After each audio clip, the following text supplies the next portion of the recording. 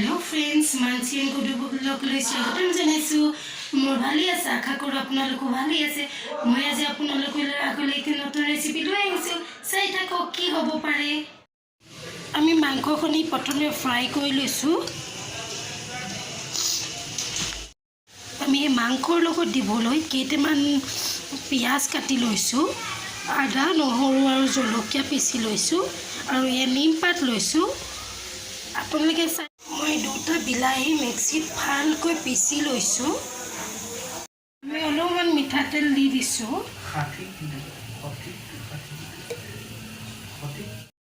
মোৰ তেলখিনি গৰম হৈ গ'ল ইয়াত আমি আলুটো দি দিম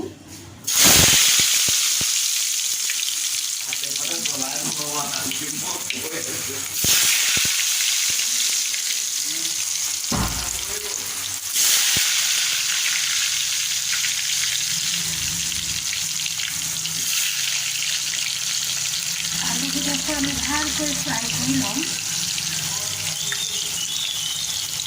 আৰু যে মই ফ্ৰাই কৰা আলুখিনি অলৰেডি ফ্ৰাই হৈ গ'ল আৰু মই এখন প্লেটত উলিয়াই লৈছোঁ চাই থাকক মই এতিয়া মাংসৰ কাৰণে তেলখিনি দি দিলোঁ চাই থাকক মই এতিয়া মাংস কেইটামান জিৰা দিছোঁ কেইটামান নিমপাত দিছোঁ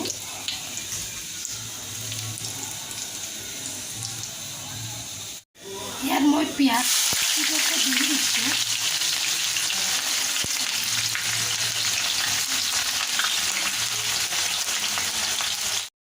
অকণমান ভালকৈ লৰাই দিছোঁ মই পিয়াজখিনি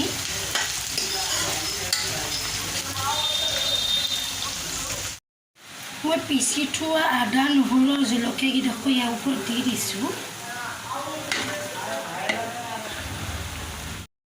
দালচেনি কেইটামান পিচি দি দিছোঁ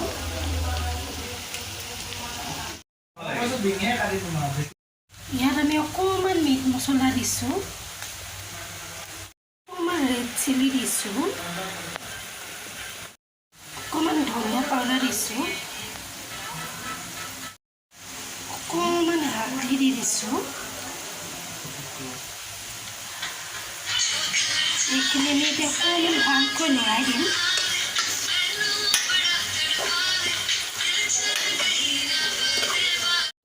ইয়াত আমি বইল কৰি থোৱা মাংসখিনি দি দিছোঁ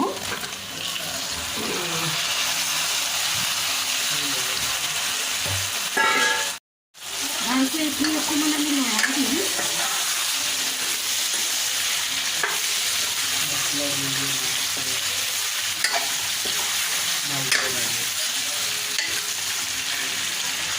ইয়াৰ ওপৰত অকণমান নিমখ দি দিছোঁ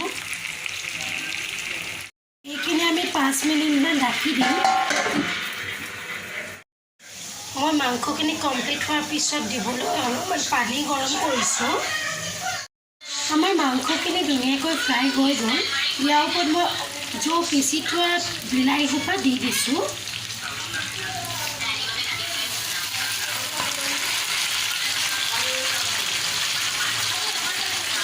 বিলাহীখিনি ভালকৈ গলি গ'ল এতিয়া আমি ফ্ৰাই যে কৰি থৈছিলোঁ আলু সোপা সেই সোপা ইয়াত মিলাই দিওঁ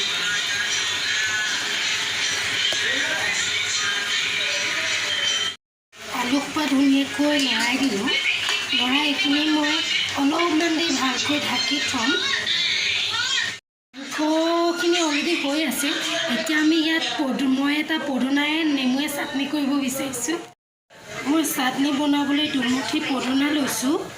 আৰু নেমু লৈছোঁ নেমু মই গোটেইটো নিদিওঁ ইয়াৰ অলপমান দিম আৰু এটা ভোট জলকীয়া লৈছোঁ চাই থাকক মই চাটনিখিনি কেনেকৈ বনাম চাটনিখিনি বনাব লৈছোঁ তাত কেইডোখৰমান নহৰু দিছোঁ আৰু এডোখৰ আদা দিছোঁ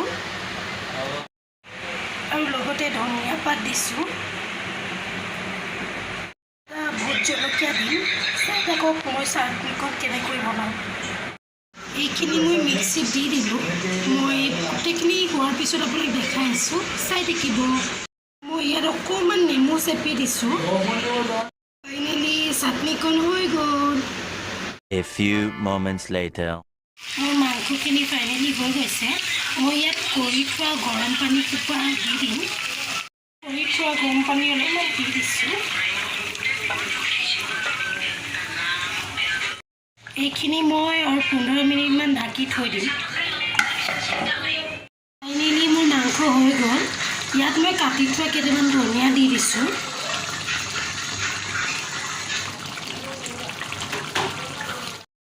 মোৰ যদি ৰেচিপিটো ভাল লাগিছে আপোনালোকে ছাবস্ক্ৰাইব কৰি শ্বেয়াৰ কৰি দিব।